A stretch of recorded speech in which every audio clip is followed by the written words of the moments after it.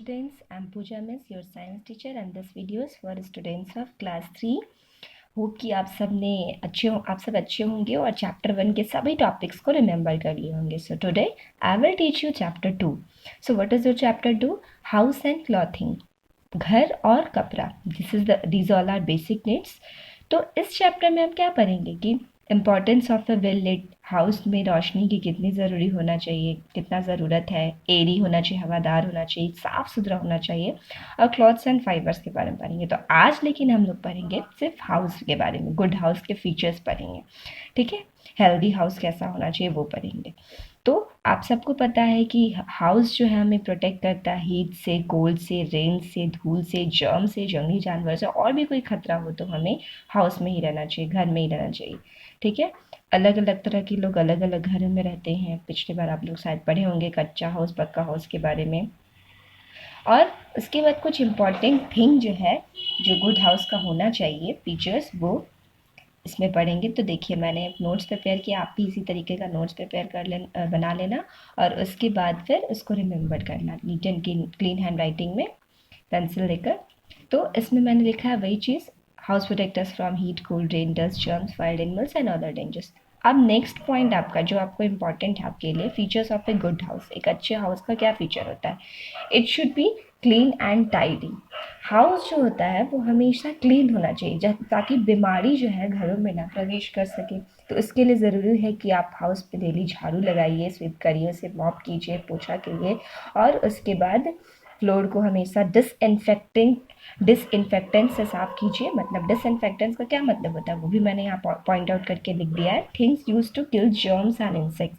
जिस सामान का यूज़ जर्म्स को मारने में और कीड़ों मकोड़ों को मारने के लिए किया. तो जैसे आप लोग फिनाइल, आपकी मम्मा फिनाइल डालती होगी तब पोछा लगाती होगी, this is disinfectants, Dettol.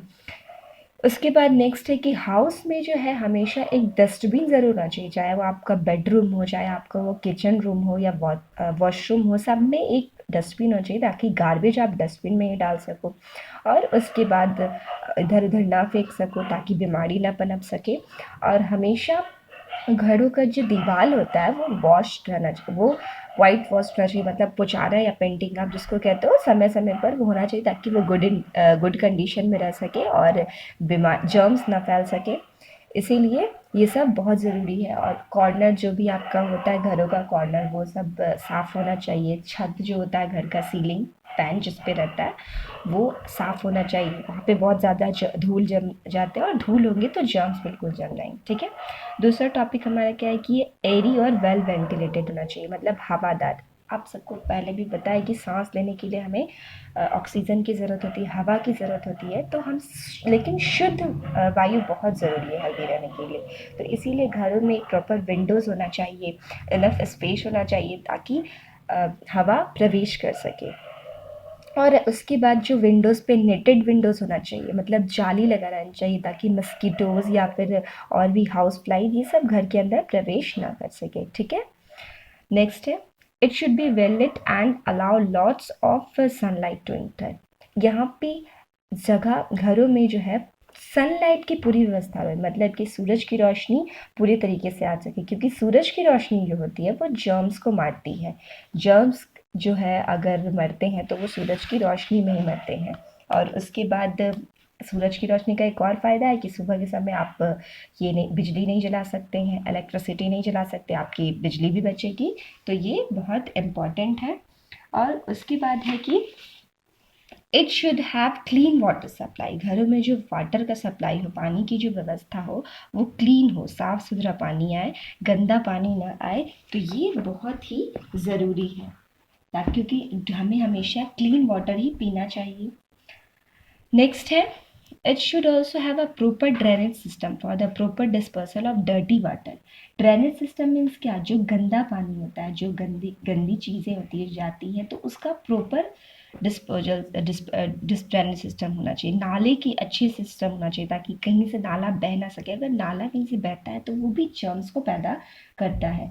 Pipes वगैरह सब सही कंडीशन में होना चाहिए, क्योंकि अगर गंदा ड्रेनेज सिस्टम होगा तो बदबू आएगी और इससे बीमारी फैलेंगे. नेक्स्ट है, it must also have clean surroundings. जो वातावरण हो, अंदर से आप कितना भी साफ रखें लेकिन बाहर भी साफ होना ज़रूरी है। तो आपका जो वातावरण हो वो भी साफ सुथरा रहे, रोड वगैरह आप जो भी है साफ सुथरा रहे। तो ये सारी चीज़ आपके गुड हाउस के लिए, गुड एनवायरनमेंट के लिए बहुत ही ज़रूरी है।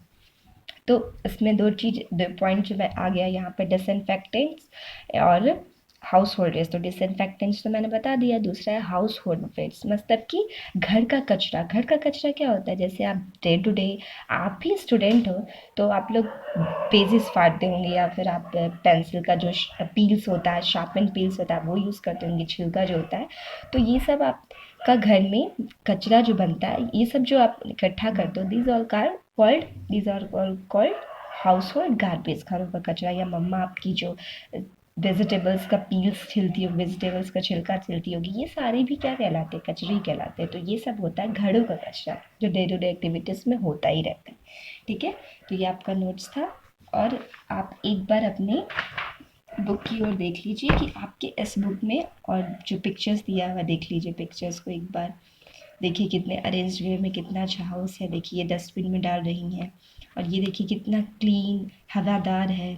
नेक्स्ट, कितना सूरज की रोशनी कितनी अच्छी आ रही है इस घर में। तो ये आपका बुक का भी मैंने आपको दिखा दिया, और इसके साथ ही ये सारे टॉपिक्स को हम लोगों ने अभी क्लियरली जाना है। तो इस तरह से आपका जो है ये चैप्टर का आधा पॉइंट ख़त्म हुआ है, हाउस हमारा ख़त्म हो गया। और हम जो क्लॉथिंग है वो हम लोग नेक्स्ट वीडियो में पढ़ेंगे।